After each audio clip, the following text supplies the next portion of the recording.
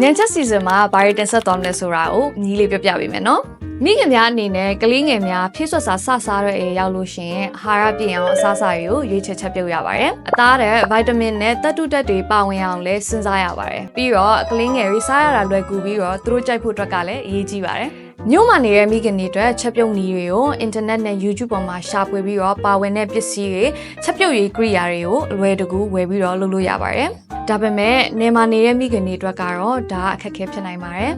ညံချက်ရဲ့ Mama's Love in Every Meal Season ကတော့ပါဝင်ပစ္စည်းများများမလို့ပြီးတော့အလွယ်တကူဝယ်လို့ရမယ်ပါဝင်ပစ္စည်းတွေနဲ့လိုက်ချက်ရတာလွယ်ကူအောင်တင်ဆက်ပေးသွားမယ်အစီအစဉ်ပဲဖြစ်ပါတယ်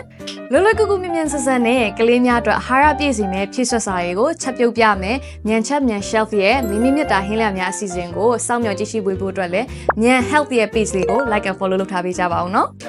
မိမိတို့အတွက်ကြိုးရှိစေမဲ့ညံချက်ညံ chef